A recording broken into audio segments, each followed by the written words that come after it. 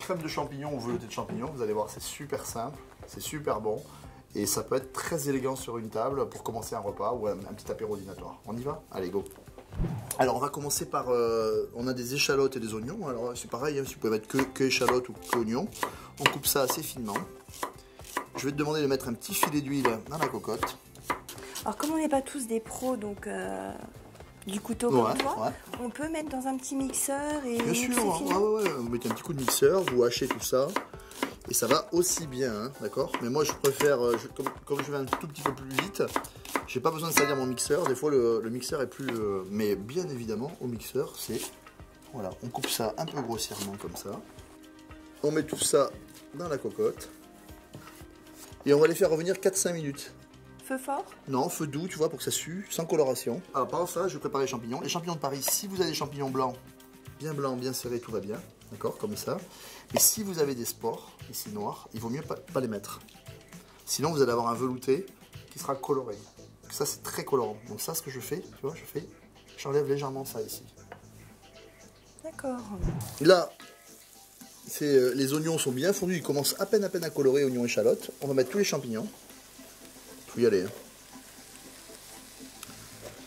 On va mettre une belle pincée de sel. Hein. Là, là, tu vois, ça commence un petit peu à accrocher légèrement, là c'est impeccable. On va mettre une gousse d'ail. Donc on la laisse, on la coupe en deux. Oui, parce qu'après elle va être mixée en fait, d'accord? Tu peux la couper en 4, hein, mais après ça va être mixé. On met la crème fraîche et le bouillon.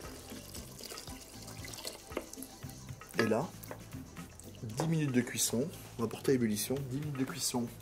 Dès que ça a ébullition avec un petit couvercle.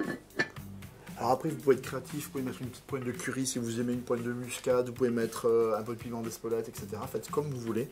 Là, ce qui est important, c'est que ça cuise, que les champignons soient bien cuits. On va mixer, c'est fini, basta. Vous avez vu, c'est complètement charmé comme recette. Là, est-ce que c'est cuit? Alors, on va vérifier. Hein.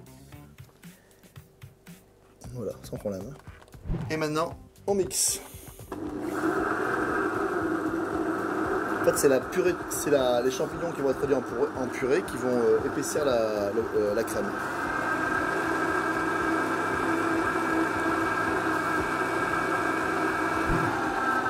Voilà, super bien fin.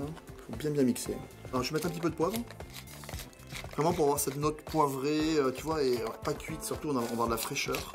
Donc, on va mettre pas mal de poivre. On va juste remuer comme ça et vérifier l'onctuosité. Et là, tu vois, on a vraiment la purée de champignons impeccable. Si c'est pas assez épais, vous la faites réduire un tout petit peu. Vous remettez votre potage dans une casserole. Vous faites réduire jusqu'à avoir la consistance impeccable. Vous avez vu une crème de champignons, c'est simple. N'oubliez pas d'enlever les spores noirs si vous voulez avoir un potage qui reste relativement clair. On a fait un délicieux potage lié, pas trop cher. Et puis après, si on va être un peu plus festif, on peut rajouter une petite tranche de foie gras, des choses comme ça. C'est à vous d'être gourmand. On est parti sur une base de la cuisine. À vous de faire maintenant.